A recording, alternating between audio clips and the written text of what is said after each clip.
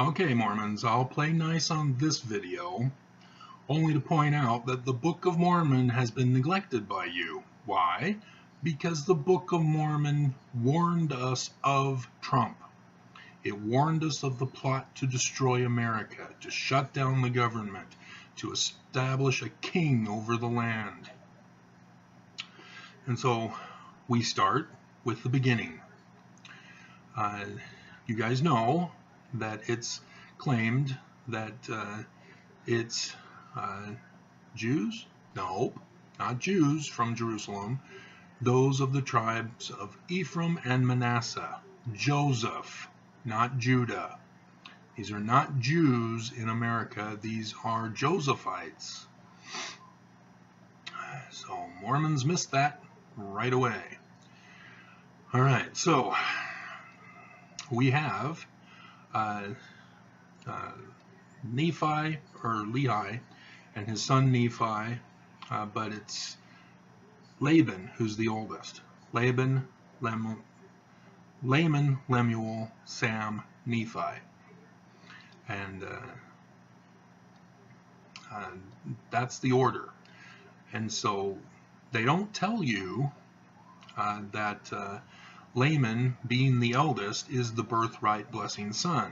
You have to understand that in the context of the stories in the Torah. Jacob and Esau, for example.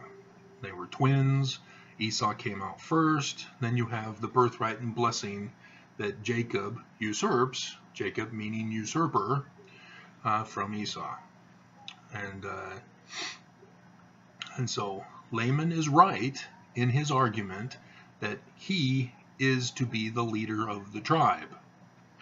And Nephi, being the younger brother, has no claim to the leadership of the tribe. So Laman is correct in that. I have a book. Hold on, let me pause because I don't want this to go too long. Okay, here I have the Book of Laman. Wow, didn't know it existed, did you? The plates have been found, the Book of Laman. Mehdi Harrison? Am I spelling or pronouncing Mehdi right? If anybody knew, the Lamanites didn't keep records. They were not record keepers. And so it was just the Nephites that kept records. Until the time when they were all united into one in commerce and stuff, so they had to communicate through writing and stuff like that for business purposes. But it went away after the destruction. But yeah, it's a fun book. I encourage everybody to go and buy it like I did. So, well done, Sister Harrison. And so in 2 Nephi chapter 5, they arrived at the promised land. There's symbolism in all of this, people. You have people who acquire the stick of Joseph merged with the stick of Judah. Ring any bells with Ezekiel 37 prophecy? It's called the brass plates. And they take it to the promised land. And the promised land just happens to be the United States. And so, yeah, isn't that interesting? And so, yes, there's symbolism here, Mormons. And if you're ex-Mormon and non-Mormon coming to the site, relax, don't worry. This is for Mormons.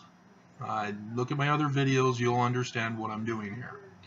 So don't panic, this is for Mormons. I'm trying to be nice to Mormons here in this video. Alright, so in 2 Nephi chapter 5,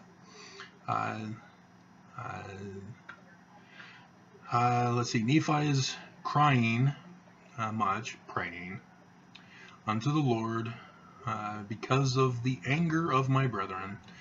But behold, their anger did increase against me. So there's a gospel lesson right there. Nephi is trying to change other people through prayer to get God to change it. And as Moroni also found out himself, you can't change other people. You can do all the praying you want, that will not change people. Insomuch that they did seek to take away my life. But we saw that. They've been trying to do it the whole time. Because Nephi was being a bratty younger brother, trying to usurp the tribe from Laman. Yea, they did murmur against me, saying, our younger brother thinks to rule over us. See? It's not a matter of not wanting Nephi to be the ruler. It's a matter of Nephi has no right. He has no claim. He is not the birthright blessing son, who is Laman. And we have had much trial because of him. Wherefore now let us slay him. Nephi is a threat to Laman's authority. And that's what you do as a king. You have to kill off your family members who are your opposition and a threat to your authority. That's what Kim Jong-un did over in North Korea.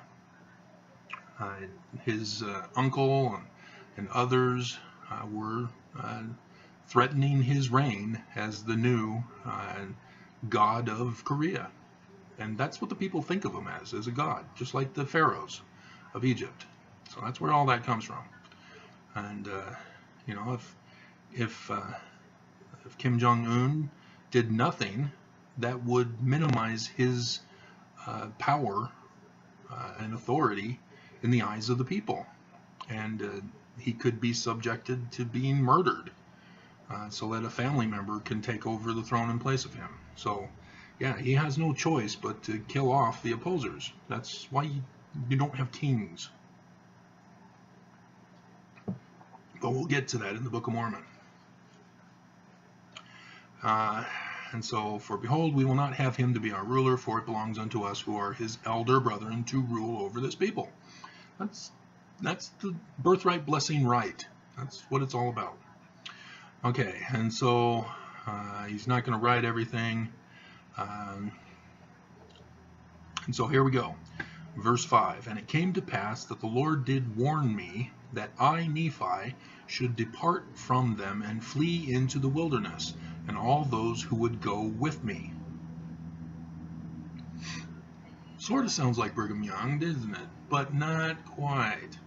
See, what's going on here in the Book of Mormon was long before Brigham Young. And what you have is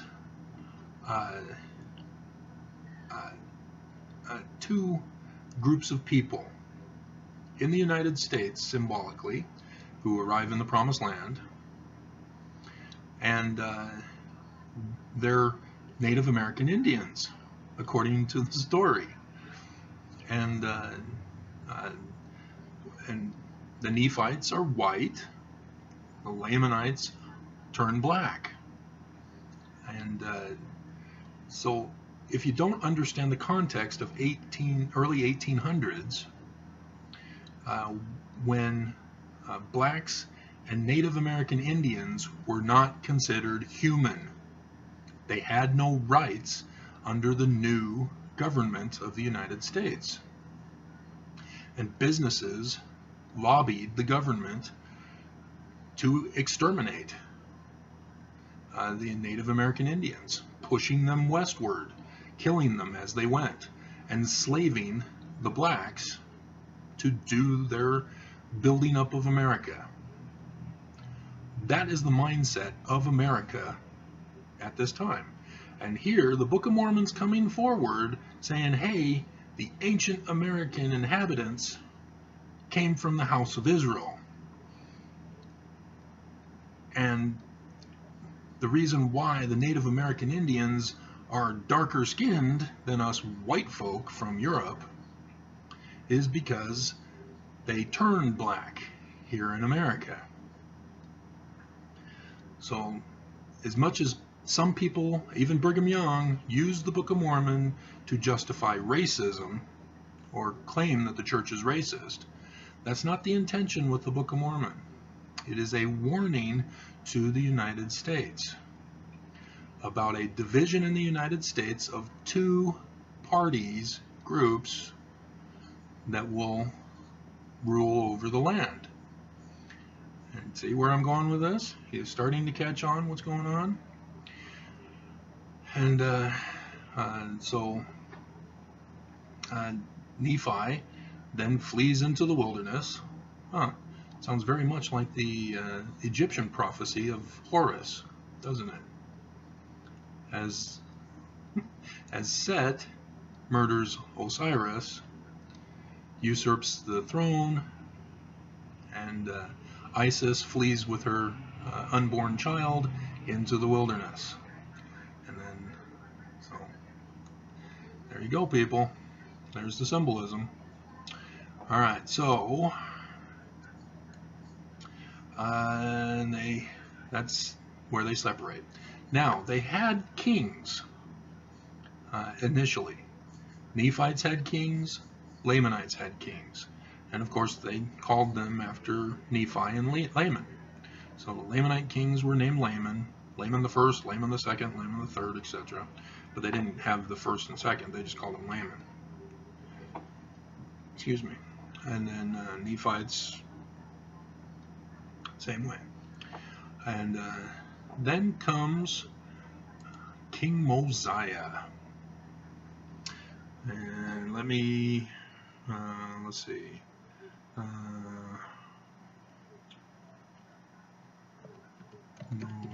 King.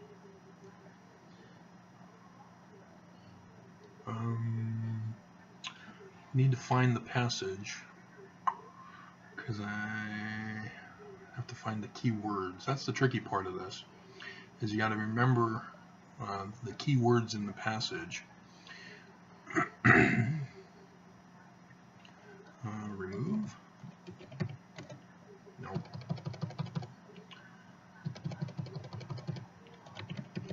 Remove king. 2 Kings Chronicles. Nope, that's not it. So it's not remove.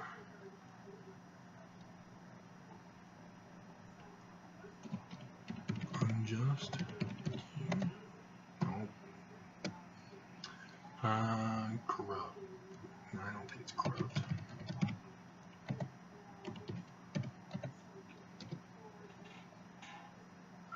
Nope. Okay, I'm gonna have to pause so I can find it and then quit delaying on the video here. Okay, Mosiah chapter 29. In Mosiah chapter 29, King Mosiah, his son, his birthright blessing son, refuses the throne, and so he decides, I can't pass it on to the others, because if I do that, there may be contention in the future, because the first son may come back and say, hey, it's actually mine, give it back to me, and no. And so he comes up with a brand new form of government. Sound familiar with the United States? So here we have King Mosiah talking about an iniquitous king. That was the word I was looking for. It was iniquitous, not corrupt or whatever. So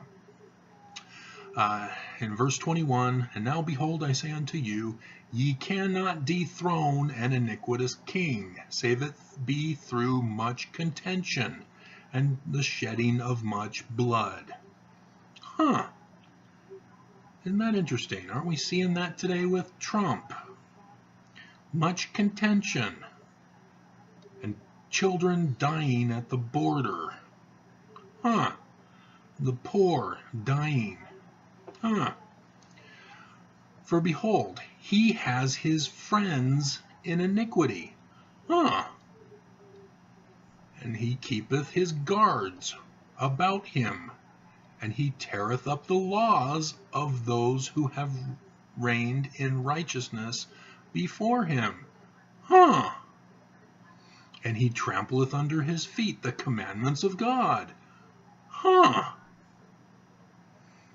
You catching on, Mormons?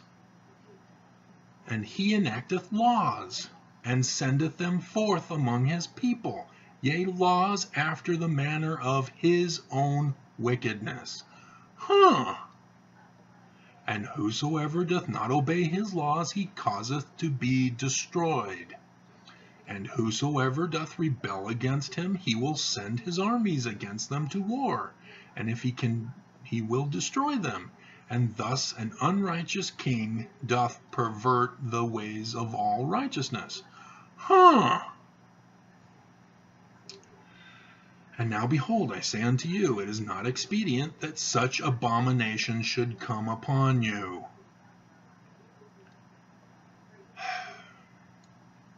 Therefore, choose by the voice of this people. Democracy? Not quite. He's having the people choose a new form of government. This is the new form of government. Pay very close attention. Choose judges, that ye may be judged according to the laws which have been given you by our fathers, which are correct, and which were given them by the hand of the Lord. Constitution sounds like, doesn't it? Divinely inspired by God. That's right. King Mosiah was establishing what the Constitution says we were supposed to have in the United States. A constitutional republic. Not a socialist republic, not a representative republic. A constitutional republic. Where the Constitution is the framework for all of our rights and protections. Not representatives, not socialism, not democracy. And so all you need under a constitutional republic are judges for people who are petitioning for a redress of grievances, First Amendment, and for those who are falsely accused.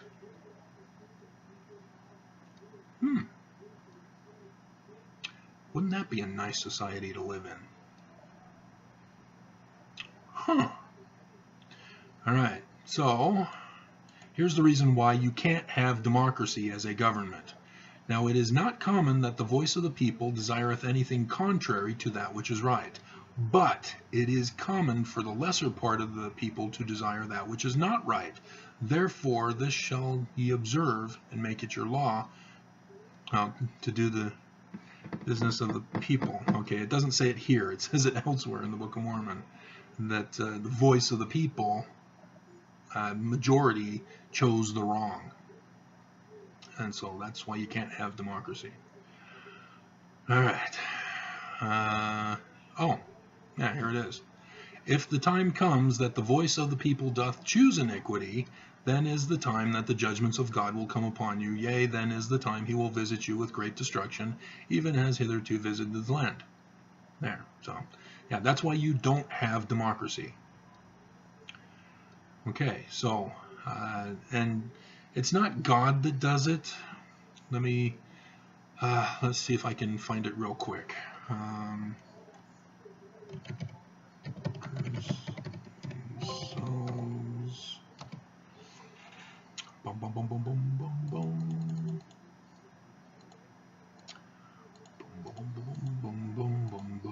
There's 16 of them, and it's in, yep, there it is, Alma chapter 3.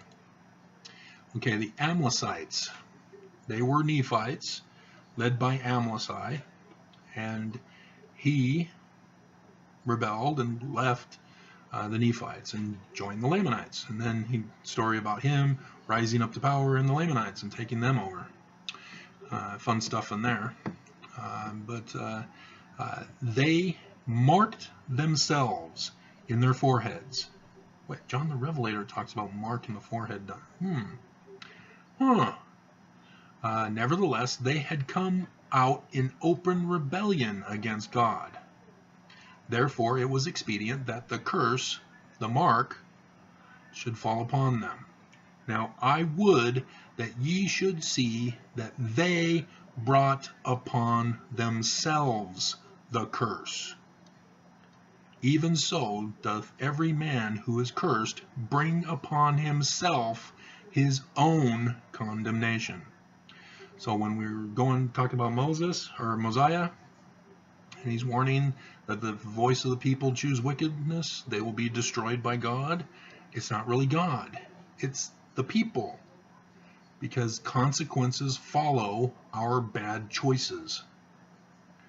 And when we choose the wrong, we will encounter destructive consequences. And that's what we see. So that's how it works, people. So don't get all caught up in God will do this, God will do that. It's people who do it to themselves.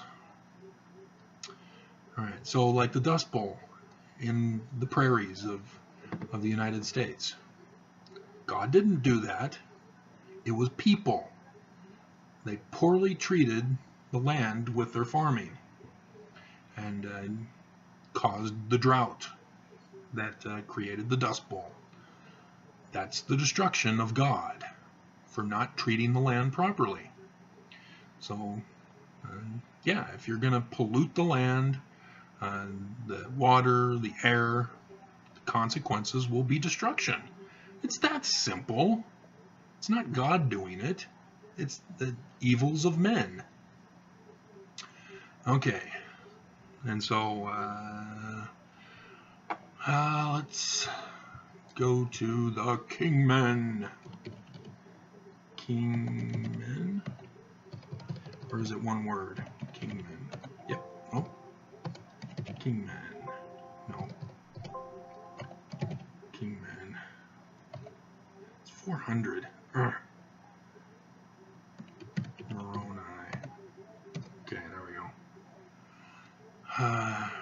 go. Okay. Alma 51 is where Captain Moroni goes to the capital and kicks butt, eliminating the Kingmen. And, alright.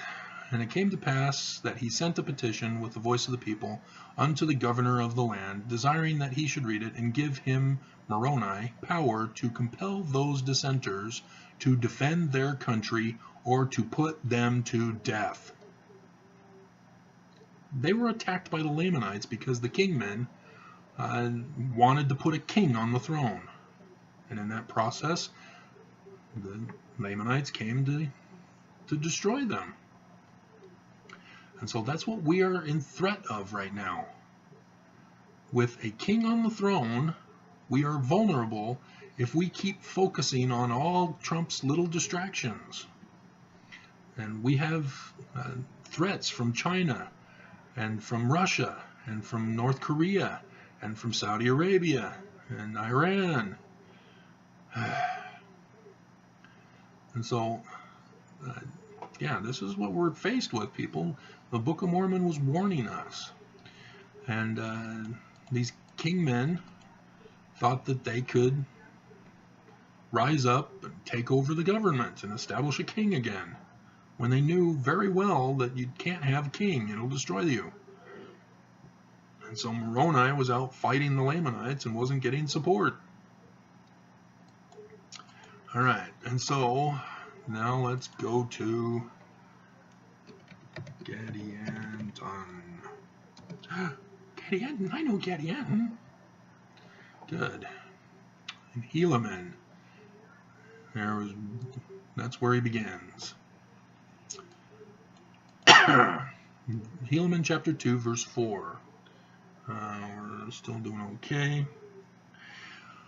Alright.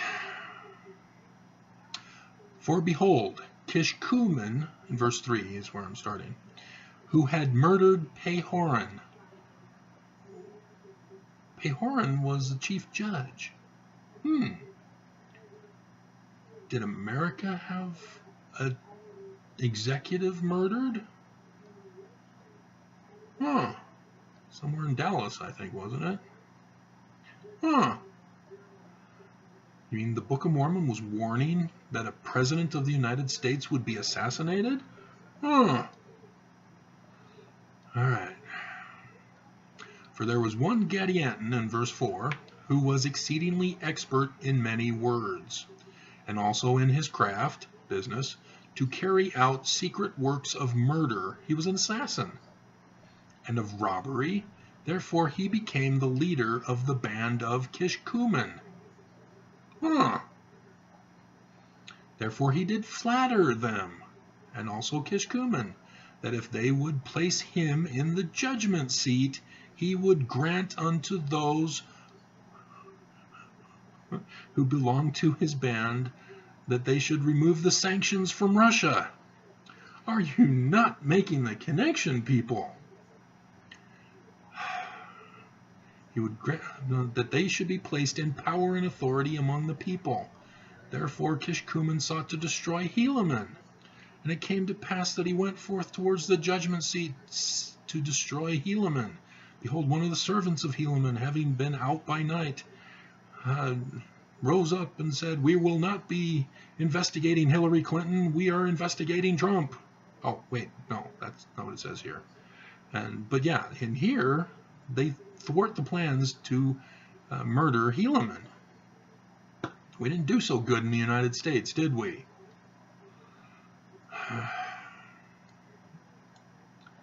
So there we go. And okay, so let's see. Let's land northward. So yeah, they're still continuing with the government, but the Gadianton robbers then have to regroup and try a different tactic. Destruction of people had been before.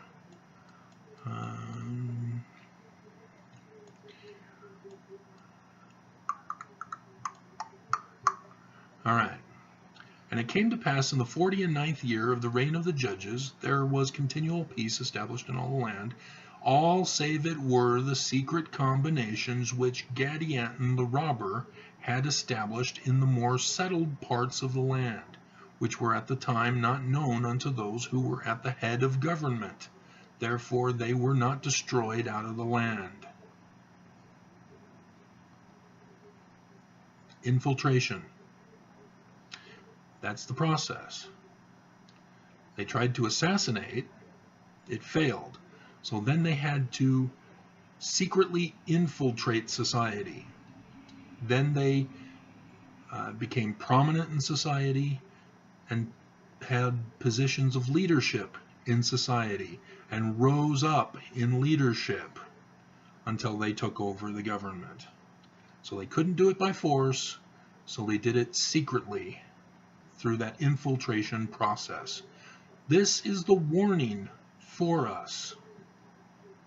Now, I can talk about the history of early America and how Joseph Smith and family were a part of trying to protect America from the threat to America. That's part of my intention with the History of the Church video series, but that's going to be a huge undertaking. I already did the book summary listing all of the facts by the date when they occurred. Alright, so yeah, that's basically it, guys. I don't know much else to say about the Book of Mormon and the plot to destroy America, because that's what it's all about. It is a warning to us that there would be a slow process in destroying America to establish a king on the throne. And it happened. We now have Trump. We can't get rid of him now because he's got all his people in the Congress for those first 2 years protecting Trump. And now the House took over because of the voice of the people. But Trump still has the Senate. And he still has the Department of Justice. He's putting people in places in the Supreme Court. He's protecting himself, just as the Book of Mormon warned. So,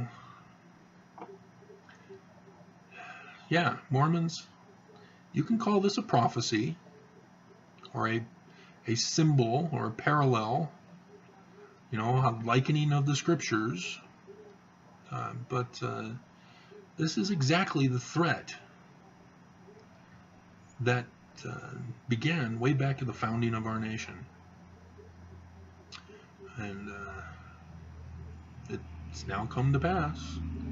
We didn't listen as Mormons, and as a result, the Gadianton robbers now control our whole government and state governments, even Utah. So we were warned, and we chose not to listen to the warning, and now we're about to be destroyed, as we are being destroyed. The land, water, and air are all polluted and getting worse, killing us off. Lead poisoning in Flint, Michigan. Do you understand how deadly that is? It not only kills people in a torturous manner, it also alters the DNA in the women to 3 generations thereafter. Alters the DNA. That goes beyond just attempted murder or murder. That's cruel and unusual murder. That's evil by very definition. So, yeah, I mean, lead. Goshen, I believe it was, in Utah, that had lead in their pipes. I obtained that video for another video I was going to do. Whoops. Okay. And so, yeah, it's not just in Michigan. Utah also are being exterminated. And the nuclear blasts in Nevada that gave all of the St. George residents the cancers that later developed. We are being exterminated as part of the destruction, as part of the takeover of the United States. So, there you go. It was in the Book of Mormon this whole time. And you guys got distracted with the name Jesus or Brigham Young's comments of racism about blacks.